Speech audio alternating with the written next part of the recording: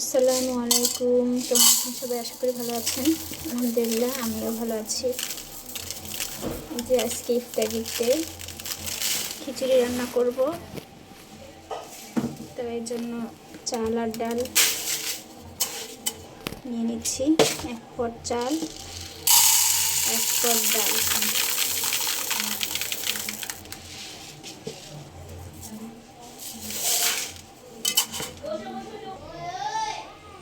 এই যে চাল আর ডাল মিশিয়ে নিলাম। এখন এটা কিছুক্ষণ ভিজিয়ে রাখবো।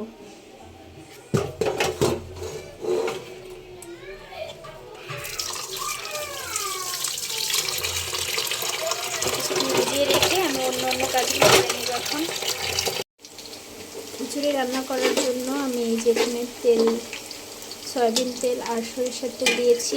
আজকে একটু স্পেশালভাবে রান্না করছি। আর তার মধ্যে দারচিনি, এলাচ আর পেঁয়াজ কুচি দিয়ে দিয়েছি। এখন এটি একটু ভেজে নিয়ে তারপরে অন্য মশলাগুলোও দিয়ে দেবো এর ভিতরে। এই যে এখানে দারচিনি, আদা, রসুন, তারপরে এখানে হলুদ, মরিচ, ধনিয়া সব কিছু নিয়ে নিয়েছি। এখন অল্প অল্প করে সব দিয়ে দেবো। বিসমিল্লাহ।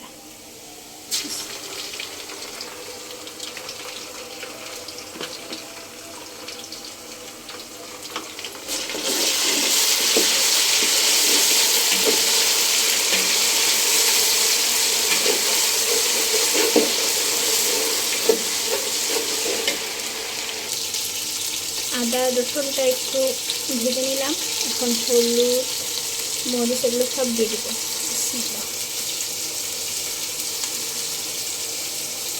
যেহেতু বাচ্চারাও খাবে, ঝালের পরিমাণটা একটু কম দিচ্ছি।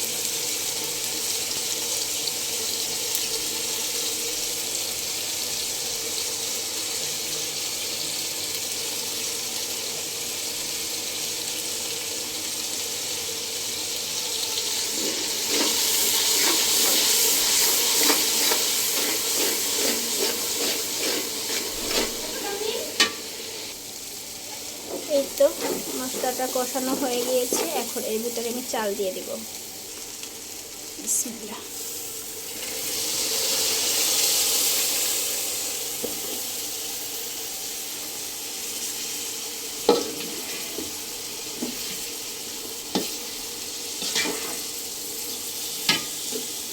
চালের সাথে পানি ছিল, পানিগুলো সব এখানে দেওয়া হয়েছে। থাক, এই পানি দিয়েই কষায় নিব।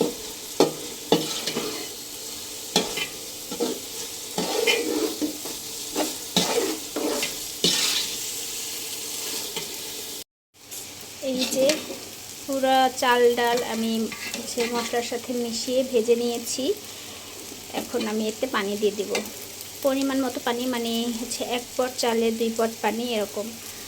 তো আমি এখানে চাল নিয়েছি 2 পট আর ডাল নিয়েছি 1 পট।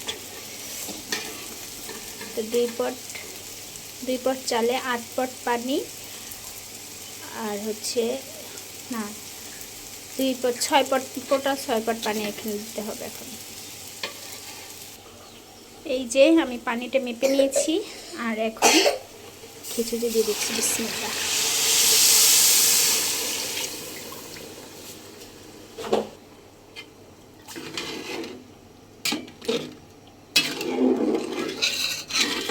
আজকের ইফতারিতে খিচুড়ি আর ব্রয়লারের মুরগি ভুনা মানে কষা আর কি। মা রাখো, হাত কেটে যাবে তিহান। কষা ব্রয়লার মুরগির মাংস আর কি খিচুড়ি, ভুনা খিচুড়ি। অনেক মজা, তাই না? আপনারা কারা কারা এইসব পছন্দ করেন কমেন্ট করে জানাতে পারেন। এই তো এখন এটা ঢেকে রেখে দেব।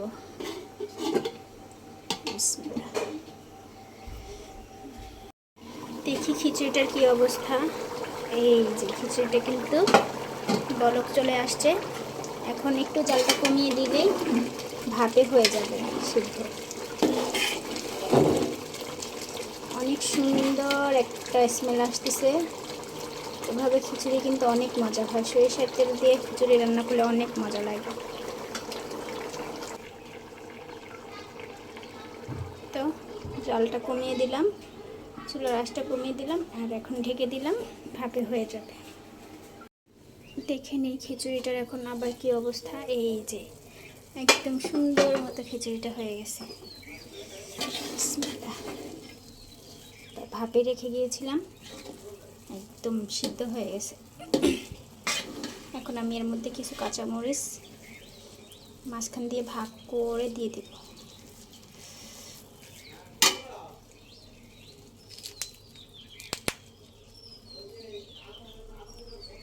বিসমিল্লাহ।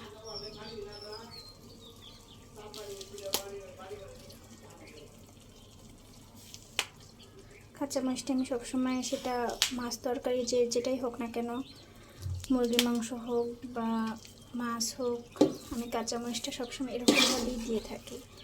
আমার কাছে এভাবে দিতেই ভালো লাগে। এতে সুন্দর একটা স্মেল আসে কাঁচামরিচের, আর ঝালটাও ভালোই বের হয়।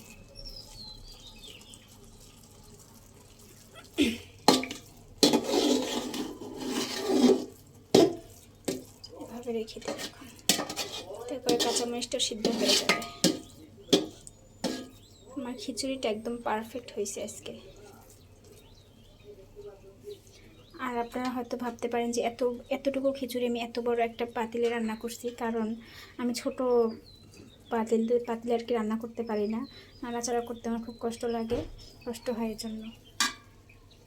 এর জন্য আমি এই বড় পাতিলেই রান্না করছি আজকে।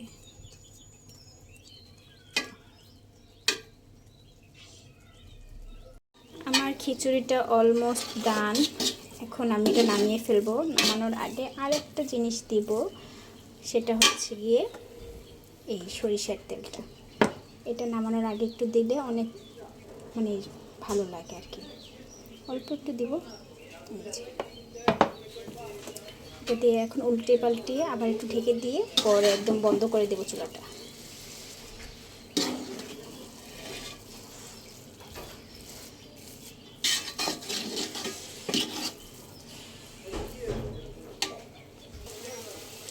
তো সরিষার তেলটা দিয়ে একটু উল্টে পাল্টে দিলাম।